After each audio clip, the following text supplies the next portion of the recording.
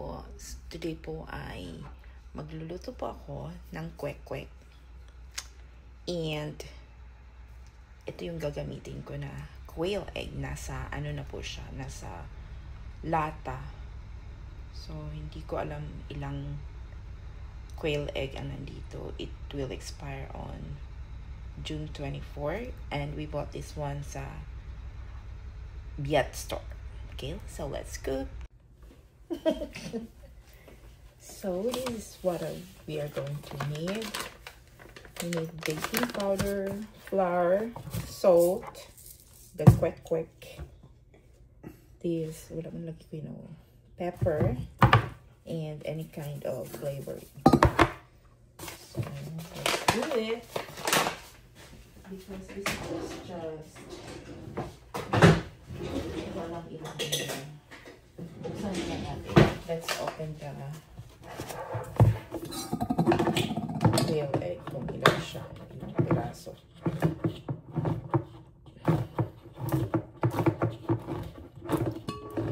This is our first time to use quail eggs in can.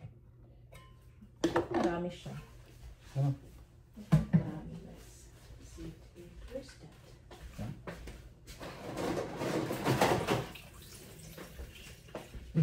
Hey! What happened to this? Oh, I think they get the flavor. I don't know which. This one. Just push it there.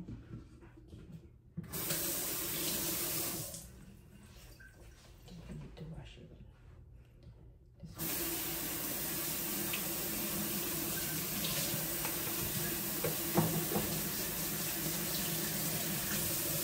So about 2, 4, 6, 8, 10, 12, 14, 16, 18, 20, 22, 24. So 2,000. So we'll need a cup of flour.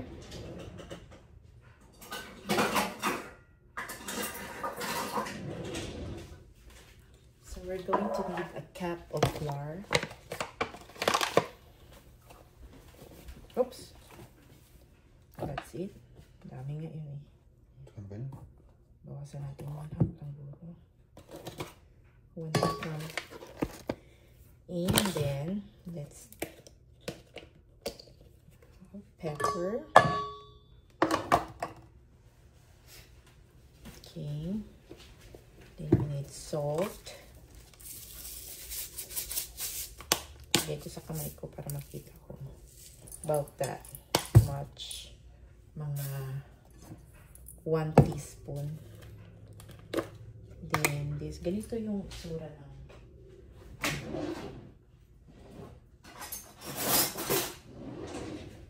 ganito yung sura ng flavoring na yan. Parang siyang, alam niyo yung sa takoyaki na flakes na nilalagay. So about that much. And maglalagay ako ng konting ito na open. Baking powder.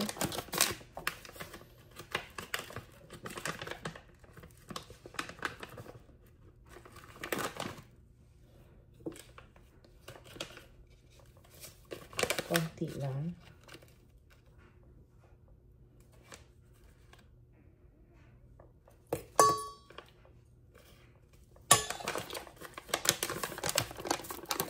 And a little bit of cornstarch. Konti lang din. Yan. Siguro mga isang kutsara lang. Pang ano lang siya. Pang crispy din. So, ganyan-ganyan lang. Mekos. Tapos, lalagyan natin ng water.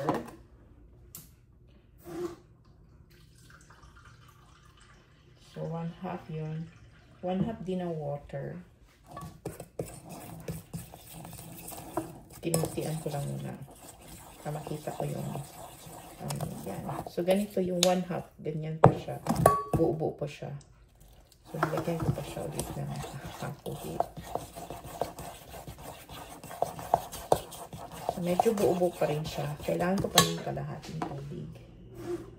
See, I'm not really measuring it na according to its specific. 1 half lang din muna.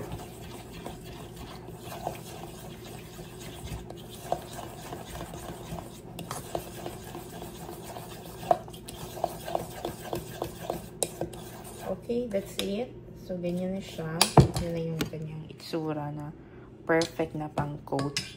So, ganyan lang yung pang-coat natin. Ganyan lang siya kalapot. O, yan. And next, ang next natin na gagawin ay itong ating balls. Lalagay natin siya sa ball.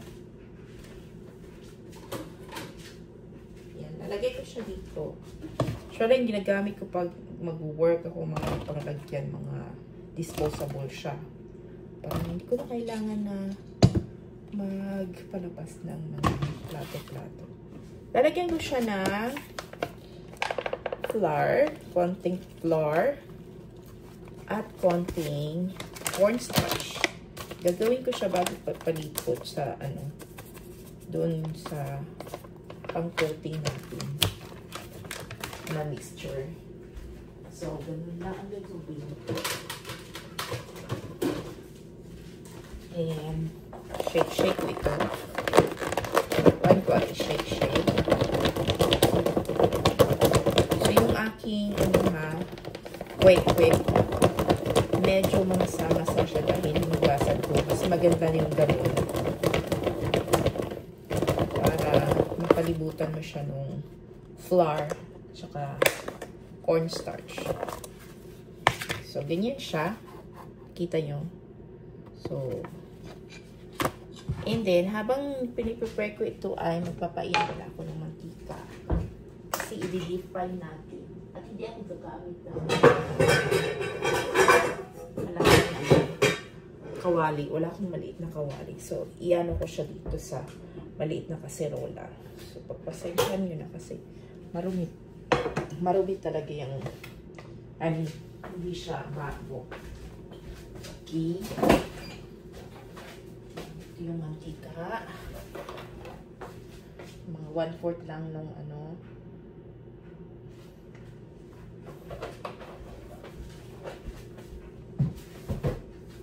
and then yung pala, lalagyan ko ng coloring na maging orange siya. Ito yung coloring ko. Wait a minute.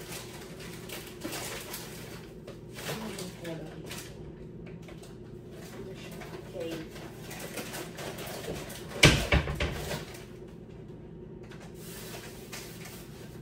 Dati nandoon sa sa kwarto. Nandoon ulit sa kwarto.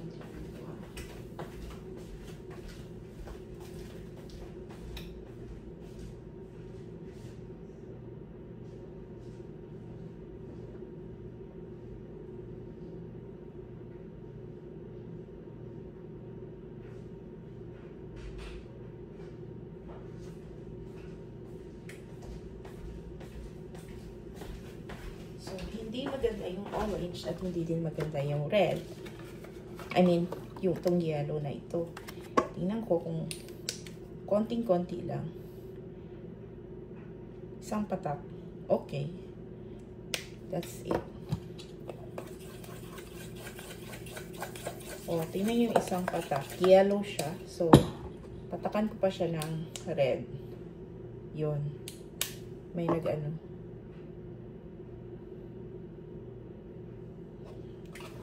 Classroom Dojo. Nag-post kasi ako sa Classroom Dojo ko.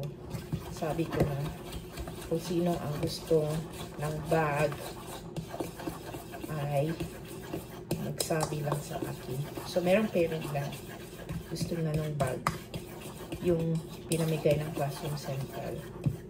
So, ganyan lang. Hindi masyadong orange. Parang wala lang. Parang natural lang siya na may color lang. So, yan. Pwede mo siyang ilagay na all kasi didikit din yung sa kanya yung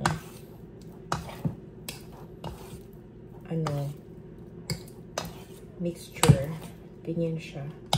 Kasi nalagyan nga natin ng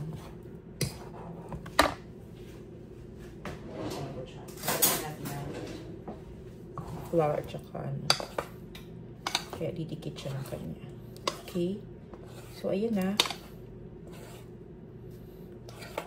Ganyan na yung ating ano. So, dumikit yung ano. Kasi kung hindi mo ganunin, kung hindi mo ganunin, hindi didikit yung mixture doon sa quick. So, kailangan mong i-coat talaga siya ng flour before mo ilagay sa mixture na wet. So, aro. So, habang hinihintay natin yon na uminit, ay maghahanda tayo para sa ating sauce. Ito yung ginagamit ito sa yung mamang fishball, ganun, maker. So, kailangan natin ng water. So, 2 cups ng water ang ating need. So, diretso na ako doon sa ano. Yan, mabagal kasi naka-filtration yung faucet. So, kailangan natin ng 2 cups ng water. Okay, 2 cups ng water. And then, need natin ng 1/2 cup ng toyo. 1/2 cup. Okay. That's it. And then, kailangan natin ng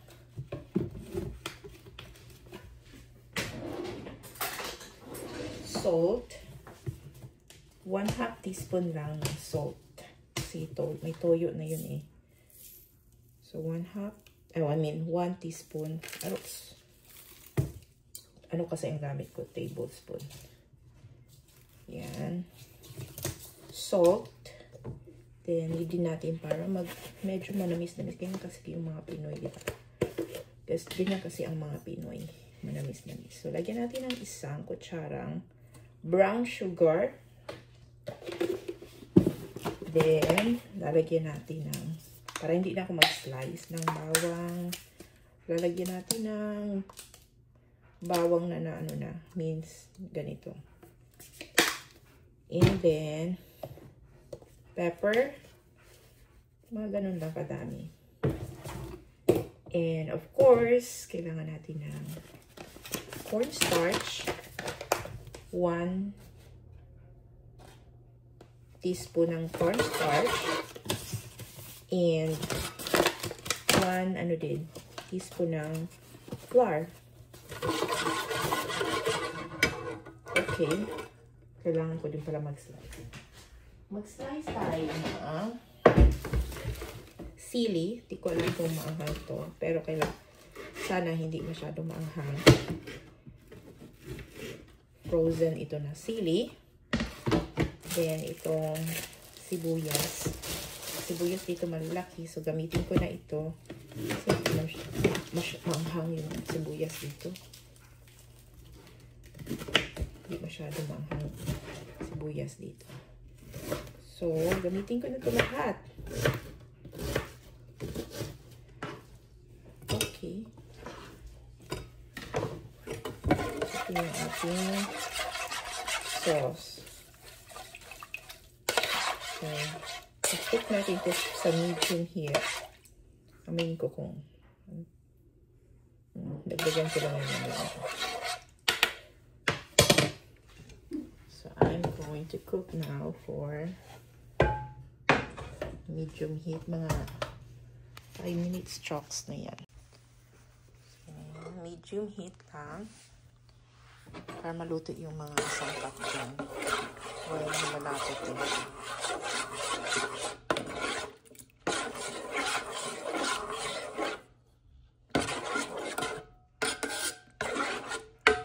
Okay. Then this is our oil. I think okay na. Can I get that one and fry it?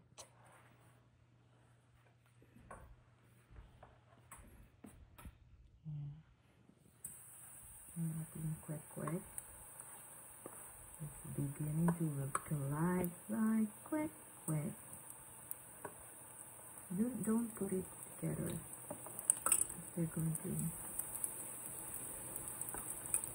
get bigger.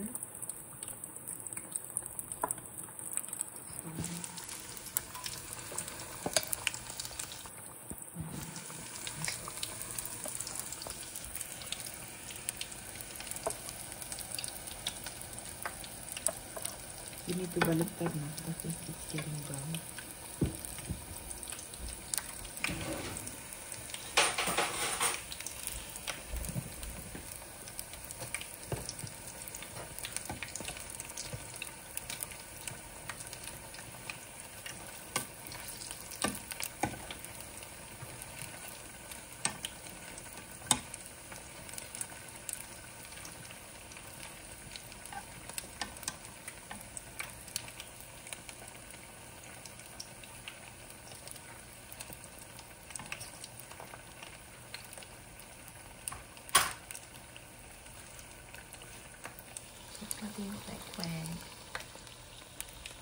Let's try also.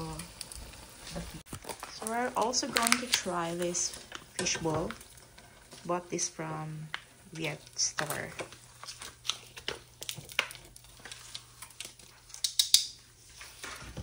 Just put it there. That's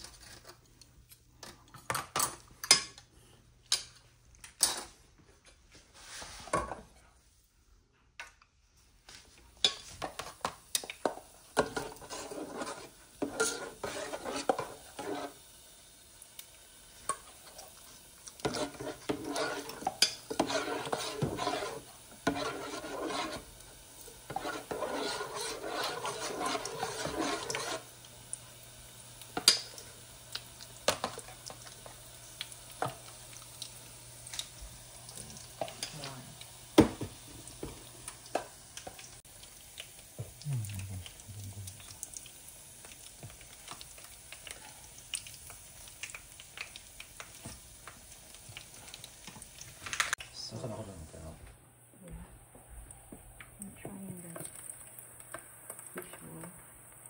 It's very tiny.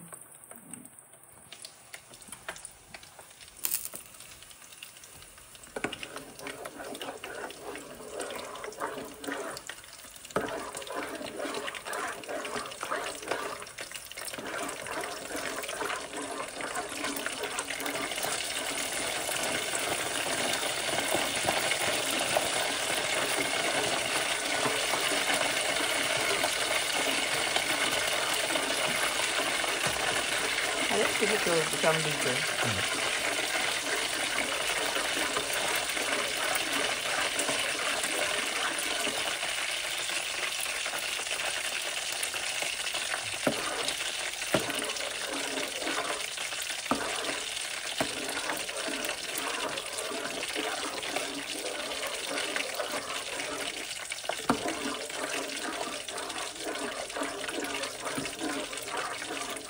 I don't like the taste.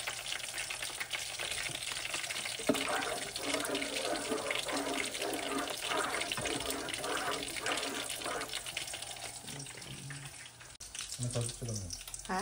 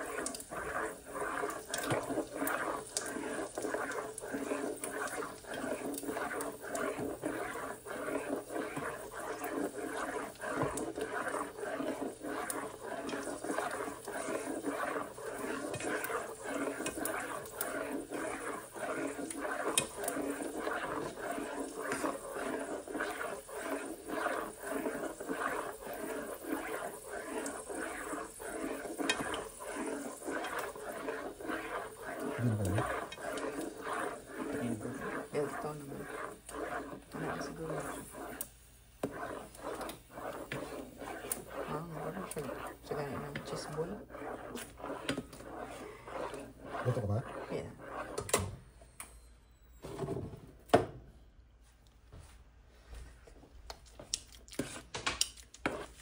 Medyo lang na. Medyo lang. Good. Alang. Alang kayo. Ano?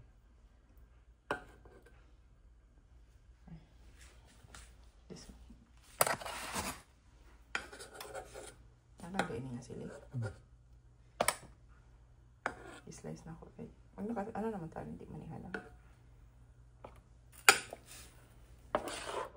Sili naman.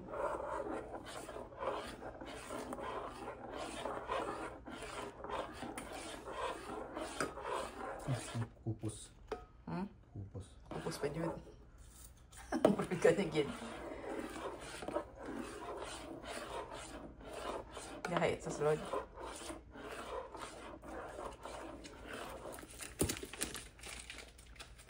Ano yung lasang rice cube?